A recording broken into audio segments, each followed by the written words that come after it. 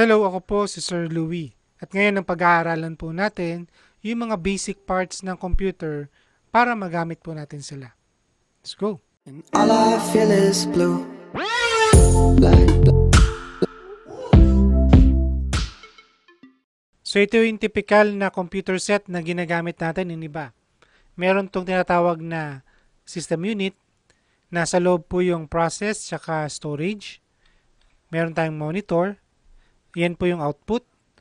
Yung keyboard natin tsaka mouse, yan ay nagsisilbing input.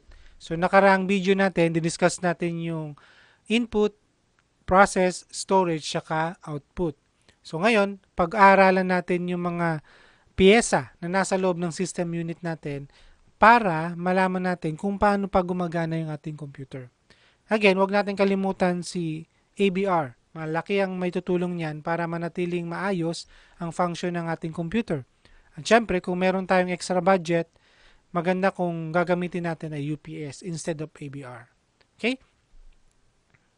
Pag-usapan muna natin itong dalawa ng higit pa. Ang ating ABR tsaka UPS, ang meaning ng ABR ay Automatic Voltage Regulator. From the word voltage regulator, ang trabaho po niya, yung 220 volts ay mapanatili niyang 220. Kasi, pwede pong bumagsak yung voltahe ng computer ay ng outlet natin anytime, especially pag maraming gumagamit na tao ng ating kuryente. So delikado yun sa ating computer. So ang ABR po, papanatilihin niya ang 220 yung lumalabas po dito sa outlet na magbibigay po dun sa power supply ng ating computer. Ang UPS naman po ay ang interruptible power supply.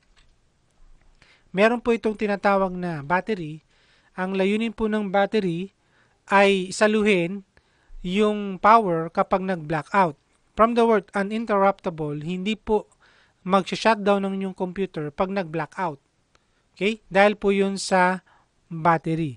But again, hindi po pang matagalan ng UPS. Depende po sa size ng UPS or nabili yung UPS. Ang layunin po ng UPS ay magkaroon po kayo ng time para i-close yung mga application at mag-shutdown ng proper.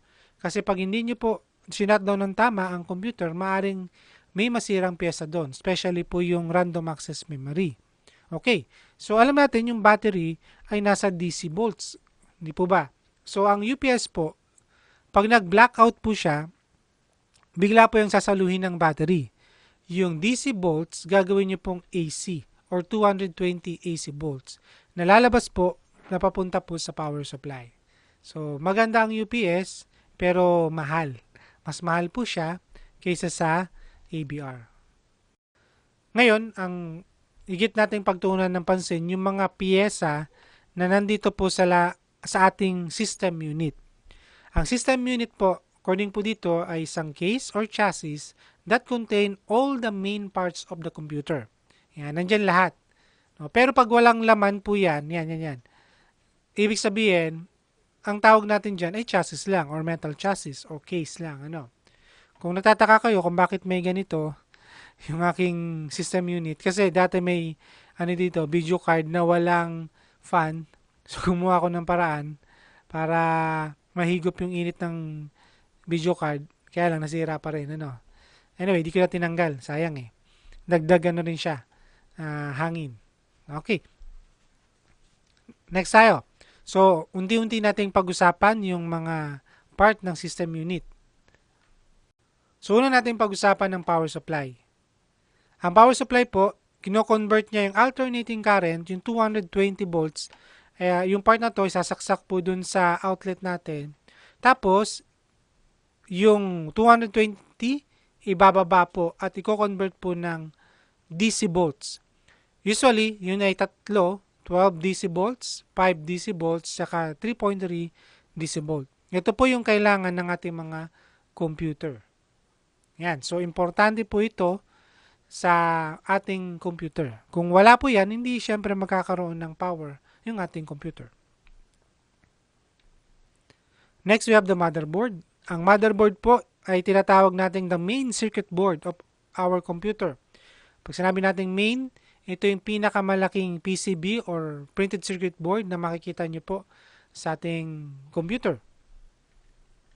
Ito po yun. Yan yung motherboard. Ang motherboard po makes everything in your computer work together. May nabasa po ako na nagsasabi ng motherboard po ay under ng process. Pero hindi po. Sa palagi ko hindi. Kasi ang motherboard po, nandyan po yung input. Di ba? Nandyan yung kumukonekta yung keyboard tsaka mouse. Tapos, nandyan din po kumukonekta yung ating storage. Tulad nito, yung i-connect dito yung hard disk drive or solid state drive. Tapos, dito rin yung RAM, yung storage. Tapos, meron din pong CPU.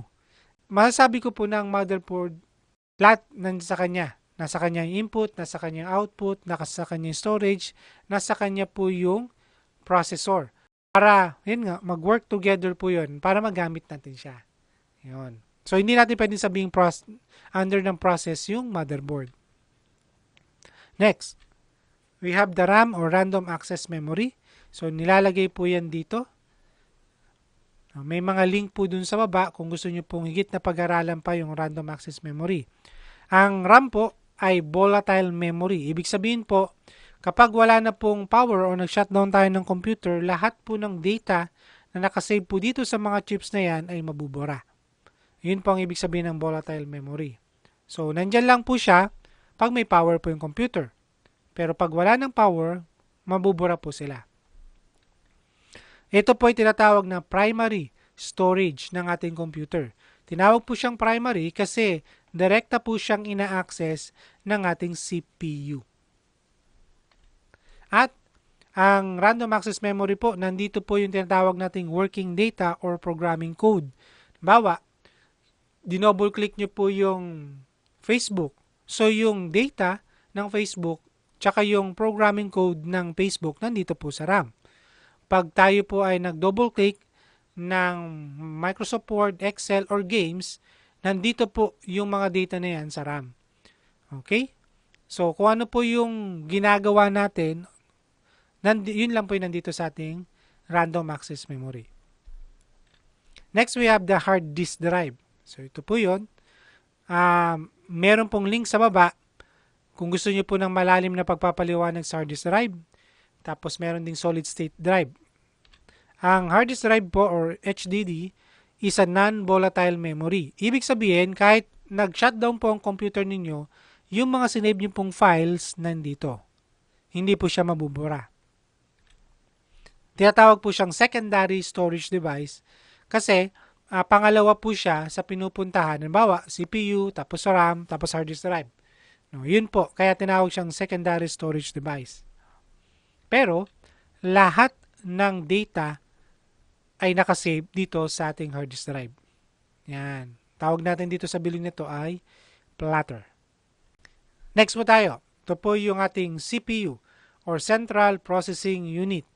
Ang ginagawa po ng CPU, nagko-compute po siya ng 1 and 0. Yan. Kino-compute niya po yan. Execute niya po yan, tsaka magbibigay siya ng command para mag-output kung ano po yung hinihiling ng user. Bawa, pinindot natin ay Microsoft Word. So, yung Microsoft Word na data, i-compute po yun ng CPU, tapos lalabas po sa ating monitor. Ngayon po yun. Sabi dito, ang CPU po yung the busiest component in the computer. Napakarami po niyang ginagawa. At dalawa po yung nagmamanufacture ng CPU. Hindi ko po sigurado kung meron pa. Pero ito po yung pinakakilala. The AMD. Kilala ang AMD sa paggamit ng mga metal pin. Yan, no, sa ating CPU. At yung Intel, kilala sila dun sa walang pin na CPU. Meron pong link sa baba kung gusto nyo po ng malalim na pag-aaral, may kinalaman sa CPU. Dahil tinawag natin ang CPU na busiest component, syempre, pag electronic component po siya, marami siyang ginagawa o lagi siyang nagtatrabaho, umiinit po siya, mabilis siyang uminit. Kaya kailangan po natin ng cooling system, ang linis ng cooling system ko, no? Luma na po kasi yan. Ang cooling system na kailangan po nandoon sa ating CPU ay ang CPU fan, ito po yun. At yung ating heatsink or metal heatsink. Ihigupin niya po palabas yung init na nakukuha o napoproduce ng ating CPU. Sa ganon, hindi po masisira agad ang ating CPU. Okay? Maraming computer na po ang nangangailangan ng tinatawag na graphic card or video card. Kasi paganda na po ng paganda yung mga application eh. So ito yung mga itsura ng mga video card. Ang sabi dito, ang video card ay an expansion card which generates output images video to computer monitor. So ang ginagawa po nito, yung naproseso po ni CPU na output, pwede pong dumaan o dadaan po dito sa ating video card, tapos mas pagagandahin niya po yung output ng display po niya. Usually, ginagamit to ng mga gamers, mga graphic designer, mga AutoCAD designer, SolidWorks, yung mga metikuloso pagdating sa mga output nila. Yung kailangan na precise o nakikita nila yung detalye nung ginagawa nila sa monitor. So, usually, kailangan nila ng video card. So, ito yung mga parts na kailangan ng computer para gumana po siya at magamit natin siya ng maayos. Okay? So, I hope meron kayong natutunan sa maikling video pong ito. Marami pong salamat.